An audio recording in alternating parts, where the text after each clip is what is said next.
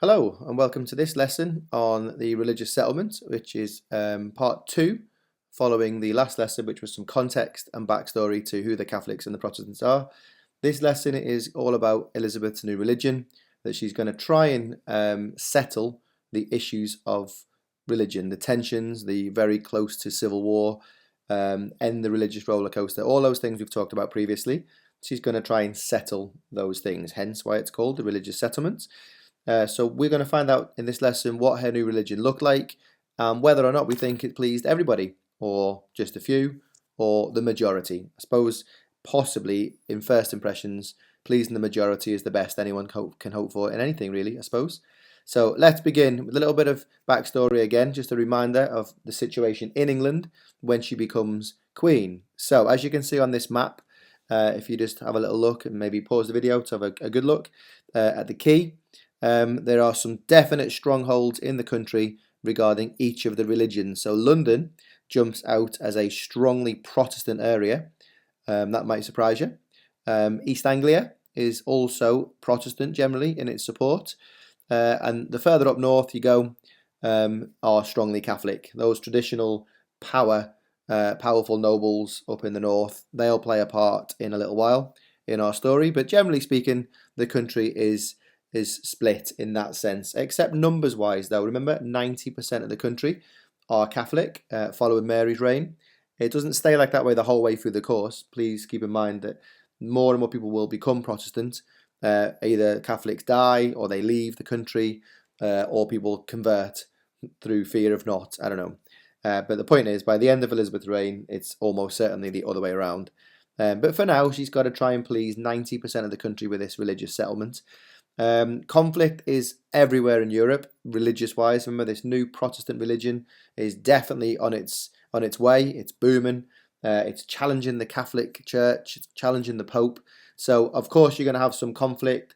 King Philip II of Spain is almost, I think, is officially the Pope's defender of the Catholic faith, if you like.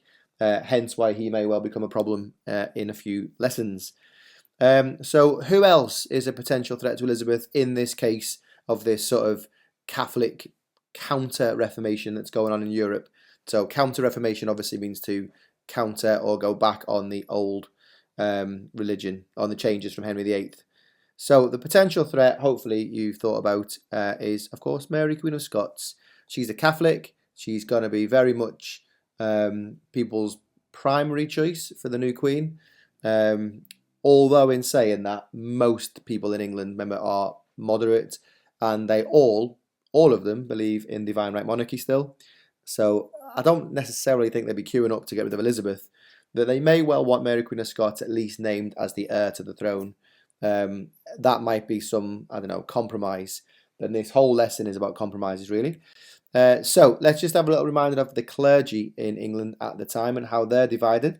So in 1558, most of the bishops are Catholic, clearly. Most of the country is. Most of the churches are, thanks to Mary. So Elizabeth's going to go some way of addressing that, hasn't she, and changing that, because she is Protestant. She's not Catholic or Catholic light. She is Protestant. So she may appear weak if she doesn't deal with this really seriously and strongly at the start. So changing the religion, as we saw in the last lesson, is going to take an act of Parliament. The problem with that being, as we've previously mentioned, that the House of Commons will be easy because she's essentially chosen the MPs in the House of Commons. Remember, the Privy Council have done that. But the House of Lords, now there's bishops in there and there's nobles in there who are Catholic. So how she's going to get this passed through is a very tricky one, and we'll see in this lesson how she manages it. But it takes a little bit of, some may say clever, some may say devious. You can decide yourself. All right. The bishops, as we've talked about, will absolutely vote against any law that they think is too Protestant or goes against their interests. So Elizabeth passing this law, this new religion, when she's decided what it's going to look like, of course, could be a challenge, and it is a challenge, absolutely. So let's have another little recap before we move on to the actual settlement. I think it's important sometimes to just keep repeating some of the backstories, because because it's so alien to us, this Tudor world, if we keep going over it, hopefully it will stick in our minds a little bit more. So the Puritans are the extreme Protestants. They want a purified religion, remember? So of the 10% of the country that are Protestant, there's probably a small percentage of these guys, the Puritans, who are going to be a nuisance. Bearing in mind they're going to be angry because Mary killed 284 Protestants, and many Protestants are being murdered in Spain by the Spanish Inquisition. So when Elizabeth comes onto the throne, some of these Puritans, they come home, hoping that Elizabeth is going to create a warm and happy country for the Puritans to live in, which will be, of course, a very extreme Protestant country. I think they're in for a bit of a surprise. Elizabeth doesn't, and probably never was going to, create a Puritan country. So they are going to get themselves a little bit upset because I think what they expected and what they got are two very different things. So they want the complete removal of anything that's not in the Bible. Remember we talked about this last lesson? That includes hierarchy. They don't believe in hierarchy, no bishops, no pope, no head of the church. And then ultimately that means no queen. So the Puritans need to be careful, but at the same time, they have their beliefs and they will ensure that Elizabeth knows about them. So they want no decorations in the churches. The churches need to be really plain. No idols or statues, nothing at all that would distract you from God.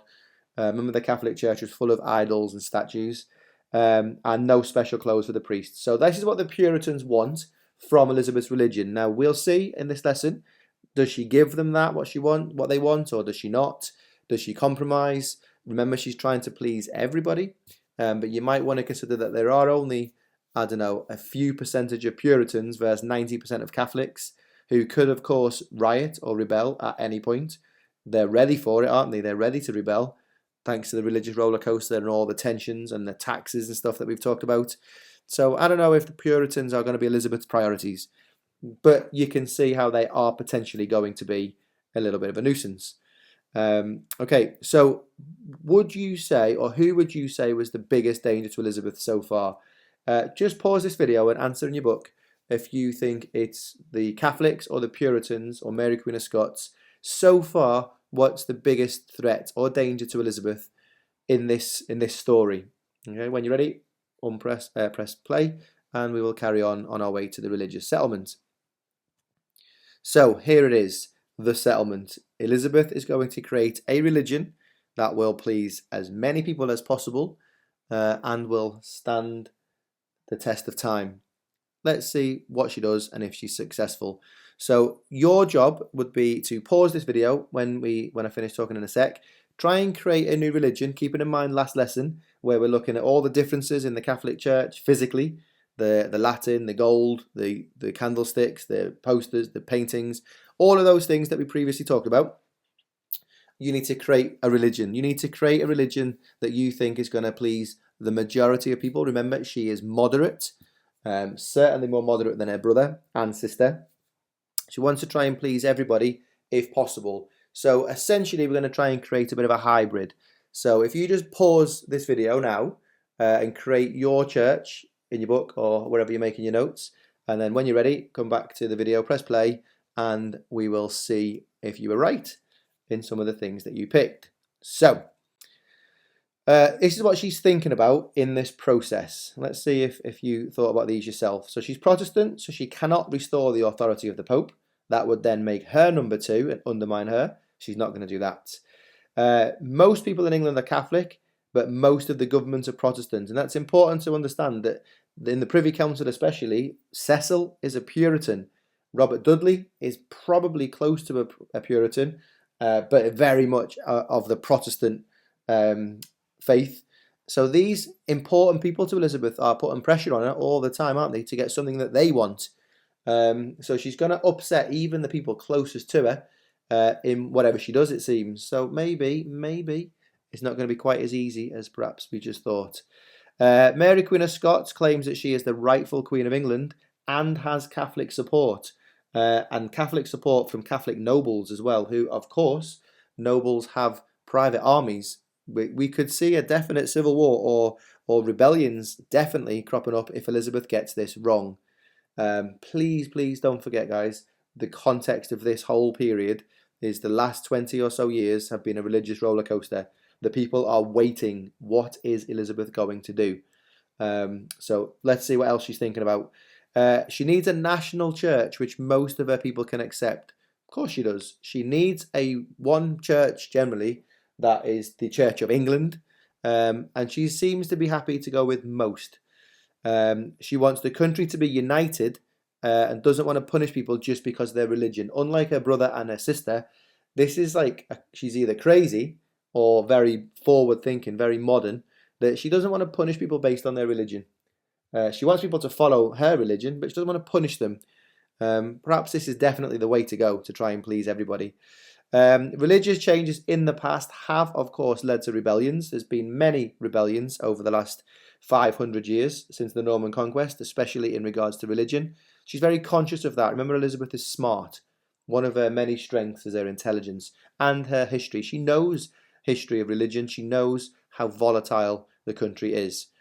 And of course, the most powerful countries in Europe are all Catholic. So she's got to be careful. It might be a case that she gets the country of England to have a nice religious settlement, but she may also face some opposition from abroad. And of course, folks, when we say she may, she absolutely does.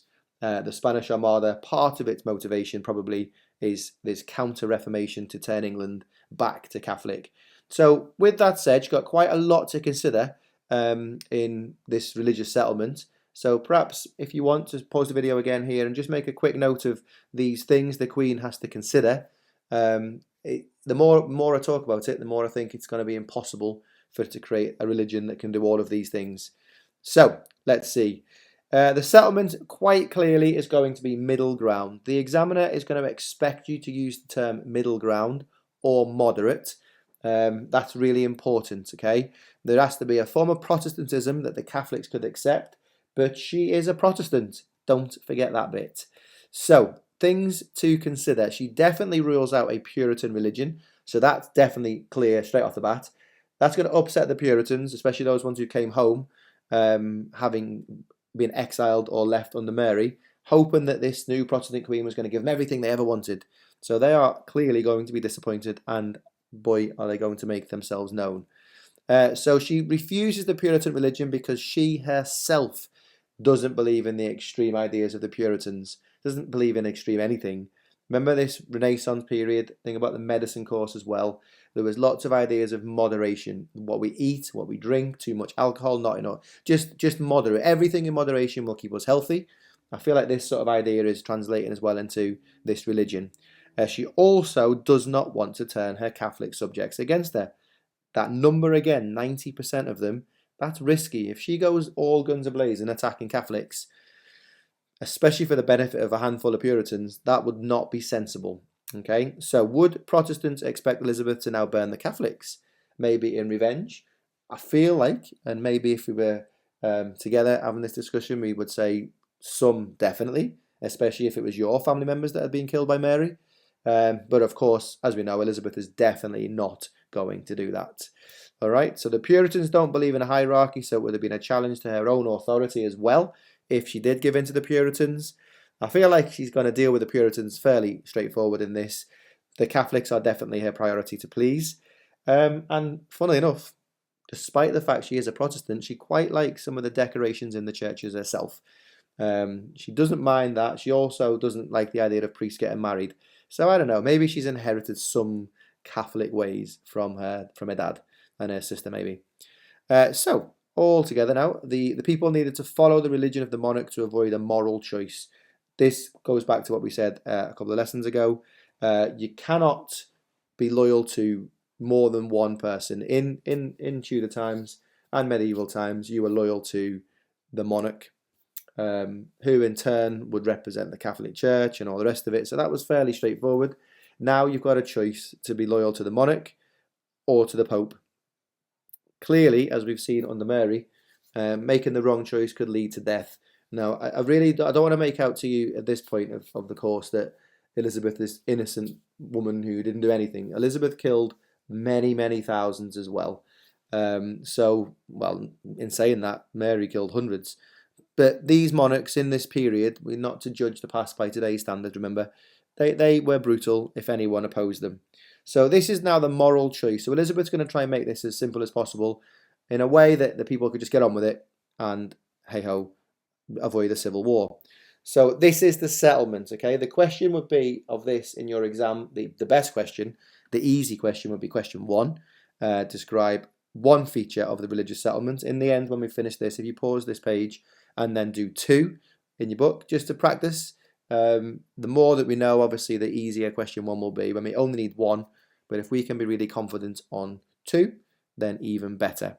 So the religious settlement that she is going to try and pass through Parliament is in 2 sections. All right, 2 parts, very, very clearly. It's important that you understand that and refer to the 2 parts of the settlement.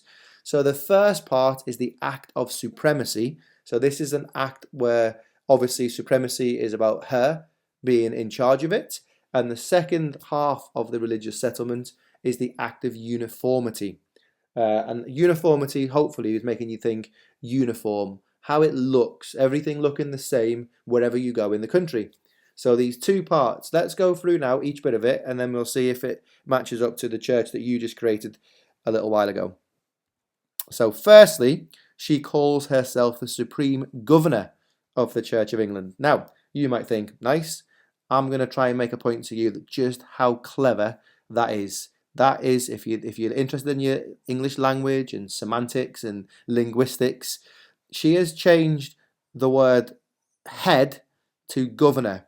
So what do you think? Why do you think I'm saying that's really, really clever? Okay, so hopefully you're thinking along the lines of, that's not going to upset the Catholics, because what can the Catholics still believe in their head? If she's the supreme governor, in their mind, they can sit there every Sunday, can't they, thinking, oh, well, okay, so that must mean the Pope's still the head then.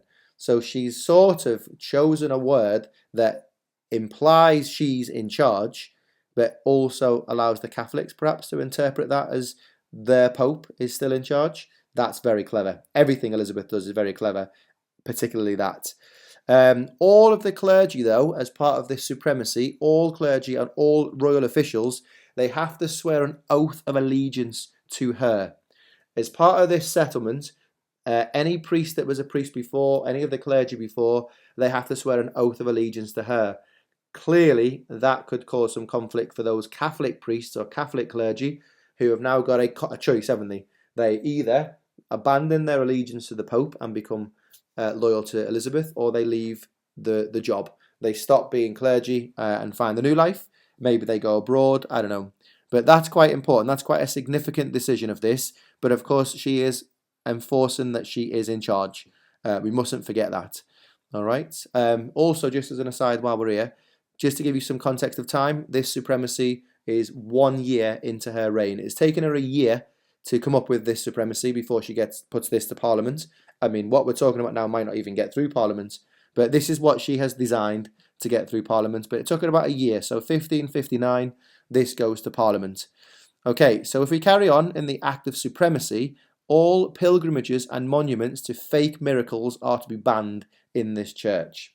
All right, so pilgrimages, as you know, are very Catholic. Remember the old medicine in the Middle Ages? People went on pilgrimages to hopefully get well, get healthy, or to please God.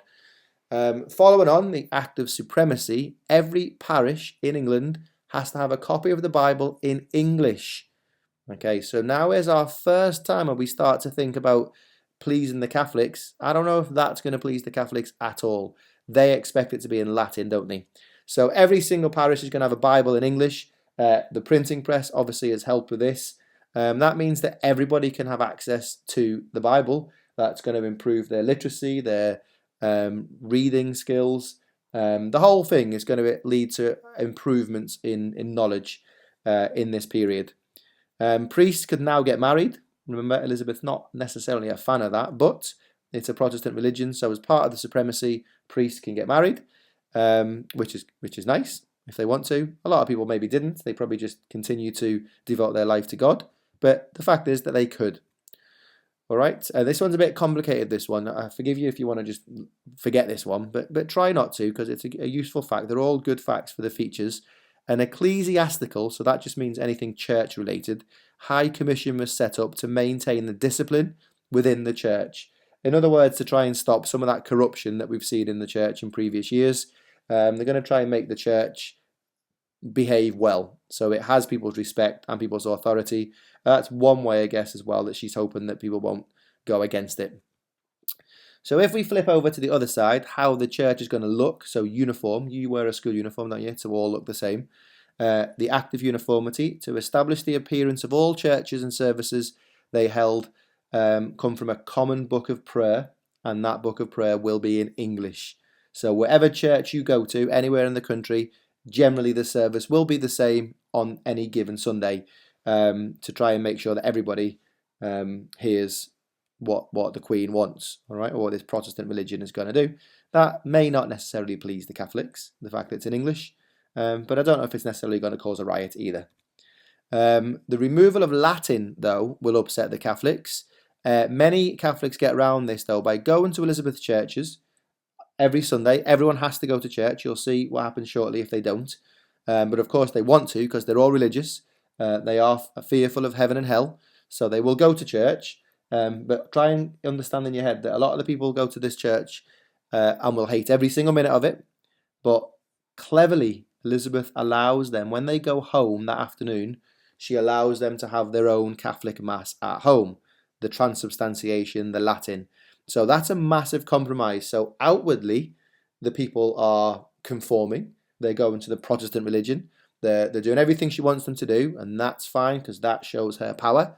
But behind the scenes, in their own houses, maybe a load of Catholics that go to each other's houses each Sunday, have some lunch and have their own Catholic Mass. So they kind of get what they want as well. Kind of win-win really there. That's another one of those things that when I say to you Elizabeth is very, very clever, that is definitely one bit of it that's clever. And I suppose she's hoping there that the Catholics won't ever feel the need to rebel, because they'd risk their own sort of little deal on the side. Why would they rebel and risk this? They might make the Queen become even more strict and then start punishing them. So it's in their interest, isn't it, to just conform and get on with life. Following on from that, the wording of the services are deliberately vague. All right, this again, when we look at how clever this Queen is, she of the common prayer book, she has made everything that the priest says, the prayer book says, she's made it so vague that every single person sat in that church every Sunday morning can interpret the words however they want to suit their own services. So the Catholics will hear the words of the priest and they will think, oh, that kind of suits my belief. I interpret that to be, I don't know, blah, blah, blah, Catholic is good. And the Protestants, they hear what they want to hear as well. Again, they leave, go home on a Sunday afternoon. Everyone generally, hopefully, feeling pretty satisfied that they've got what they wanted from church. But it's still a Protestant church and it's still in English. So she's doing a good job if this gets passed through Parliament, obviously. As well as that, if the way the church looks is ornaments and crosses and candlesticks and other decorations are allowed. Singing hymns are able to be continued. This pleases everyone other than the Puritans. Singing is sinful. Singing is a distraction from God. The Puritans, as we know, are extreme. That's quite Catholic. The ornaments and the crosses and the candlesticks, remember, we would have expected to have seen them in a Catholic church. So that's quite a compromise. Physically, this church, although it might be a little bit whiter, the Catholics will still see things that they recognise from their own church and represents them. Crucifix is a slightly different issue, which we'll meet in a couple of lessons' time, the crucifix crisis. Obviously, that is very Catholic, isn't it, with Jesus still on the cross. So Elizabeth does have some compromise regarding the crucifixes, but we'll talk about that in a few lessons' time. All right, so priests have to wear special clothes in this church, even though it's a very Catholic idea. The Puritans, of course, once again, they hated this. They believed that their priests should be equal and wear basic plain clothes. But again, this is a compromise that Elizabeth has given to the Catholics in this church. So, with that said, this is what you see on the screen, folks, is the religious settlement that Elizabeth is hopefully going to get passed through Parliament. This is the new Church of England. This is how it's going to be. Before we have a little look at how it gets through Parliament, just pause the video, and when you've made your notes of these two things, or the scrolls that you can see if you're using this from Google Classroom, just highlight on your notes which of these things would please both the Catholics, please just the Catholics, or please just the Protestants. So pleases both, pleases Catholics, or pleases Protestants. See if there's any that don't really please anybody. But generally speaking, I don't know, I think that's a pretty good balance of a moderate religion. Interesting to know, how many of those things did you put in your church when you just created your church at the start of this lesson? All right, so let's crack on and see what happens as this thing goes on. So as part of the settlement, it's going to have what included in it is what's called royal injunctions. This basically is a way to enforce the settlement, to make sure that it happens. All right, so the first thing is that the clergy must teach the royal supremacy. They must teach to everybody every Sunday that the monarch is leading this church. Not necessarily that they use the word head. Remember, that is one of the things that she cleverly did. But every Sunday, the clergy must teach the congregation, the people in church, the importance of the monarch as the head of, or the leader of this Catholic church. And when we talk about that vagueness as well, when they use words like the monarch is the supreme governor, remember that the Catholics can sit there going, yeah, you can be whatever you want, because you haven't said the word head. So that's what it is. But the clergy have to do this. And if the clergy don't do this, then they're going to get themselves in trouble, of course. There'll be people from the Privy Council in the churches, won't there? Some of the locals, maybe those JPs or Lords Lieutenants that we talked about in the government lesson. They would report back to the Privy Council that there's a particular priest, say in Terrington, who is a little bit rebellious, doesn't quite follow the rules, and is a bit more Catholic-y than he needs to be. Then that priest will be met with some harsh words, perhaps, and a nice little warning. Anyone who refuses to go to church will be reported to the Privy Council by the JPs. These people are called recusants. Now, you're going to need to know this word, the recusants. You will be fined, or you should be fined for being a recusant. The massive fee of 12 pence. Now, you might not think that's a lot, but for a labourer, so a builder or someone who works on the roofs, or even a sort of farmer, tenant farmer, or whatever, 12 pence is about a week's pay. So it really was not in your interest, was it, to not go to church? None of us could afford to lose a week's pay for not going to church. So just to keep in mind, though, although this was a royal injunction that you would be fined, initially at least, certainly for the first decade, Elizabeth didn't really fine people. She doesn't want to punish people for their religion. But as the course goes on and you start seeing a much greater Catholic threat showing its face, perhaps she's going to get a little bit more extreme. Well, you don't blame her when people are trying to kill her. But as of now, with the settlement being passed, for the first 10 years or so, everything sort of goes on quite well. Everyone's getting on with it, and no one really was fined that 12p. I'm sure there was cases in strict parts of the country, but overall, I think Elizabeth was quite willing for people to not be punished for their religious choices. So a recusant is someone who does not go to church and can be fined.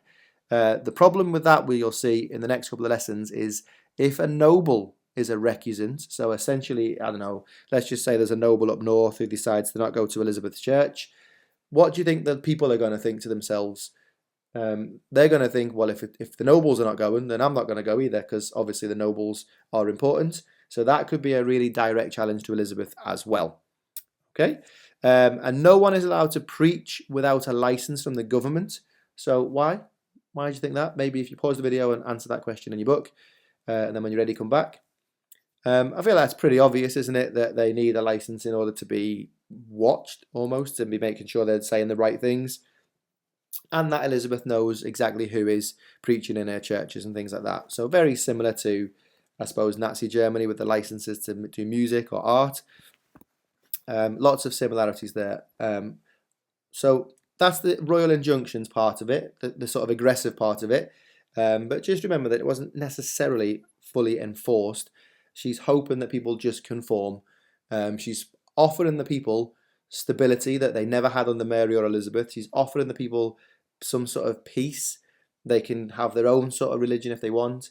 She's hoping that this means that there'll be no problems. I guess she's trying to win hearts and minds, something possibly that Mary could have tried to do a little bit better, winning hearts and minds.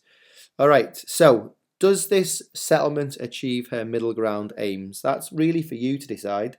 I suppose if this was a one marker, sorry, a question one, that's easy. Two features, or one feature, sorry, of Elizabeth's settlement. If it's a 12 marker, it might be explain why Elizabeth was able to solve the problem of religion, I guess. I don't know if that would be a 12 marker. I'm trying to think how that could be 3 paragraphs. Possibly not. It's more likely going to be a question asking about whether or not Elizabeth did solve it, or what were the challenges to the religious settlement, or what was the biggest challenge, which we'll see in the next couple of lessons. So now she's written this settlement, she needs to get it through Parliament as an act of law. House of Commons, dead easy, absolutely easy. Remember, all the MPs are chosen by her. The sticking points are going to be in the House of Lords, because the bishops are Catholic. There is no way the bishops are going to turn this country back to Protestants officially, and there's no way they're going to accept this Protestant religion, even with its compromises. There's just no way. So what does she do? Really rather simple, but very, very clever. So the vote in the end is passed by 21 to 18. So really close. I'm sure you can imagine, really close. So the settlement has been passed. But one of the clever ways in which she does this is that she has some of the Catholic bishops arrested so that they can't go to Parliament to vote. You might say that's corrupt, you might say that's dodgy. This is Tudor times, and sometimes you've got to do what you got to do. That impresses me, that she had the thought to do that. Also, these people who think that she's just a woman and she can't do politics, well, they're very quickly now starting to learn that she isn't just a woman and she can do politics. So by arresting these bishops, they win the vote, and then she lets the bishops out of prison and says, oh, sorry about that, misunderstanding, or whatever. Something really silly like that. Of course, the Catholic bishops are furious, but it's passed, it's law. And actually, the Church of England today, that we know in 2024, is Elizabeth's religion. So it's obviously stood the test of time. Really, really, really clever. And hopefully you do agree in this little lesson here that it's that moderate, balanced, that sort of pleased everybody. And it goes well for about 10 years until some tensions arise, usually related to Mary Queen of Scots. Okay, so just to finish off with on this lesson, read this interpretation and then pause the video and answer. Again, a little practice. Just like we did in the last lesson, but also practicing for paper 3. So this is from historians Turvey and Hurd. It doesn't matter who they are for the process of this little task. It says the settlement had mixed success. It largely succeeded in establishing a broadly based national church, which excluded as few as possible. On the other hand, the settlement not only failed to attract the Puritans, but devout, seriously committed, that means Catholics, were likewise marginalised. They felt left out, with the consequences which encouraged some opposition and non-conformity. So overall, then pause the video and just write what you believe the view of interpretation 1 is. If you're thinking about paper 3, remember we're going to say something like, the view of interpretation 1 about the settlement is, I can tell this because it says. But then more importantly on this one, thinking about the 20 marker in the Germany course, do you agree with these historians' interpretations? Do you think that it was really good or really bad? I don't know, up to you really, and that's your opinion on this. When you're done with that, that will be done with this lesson. So when you're ready, you can pause that. And just remember, as always, all of our lessons are at our website, www.stchistory.com, and the YouTube channel has all of our online lessons as well. Okay, so once again, thank you very much, and we'll see you in the next lesson. Goodbye.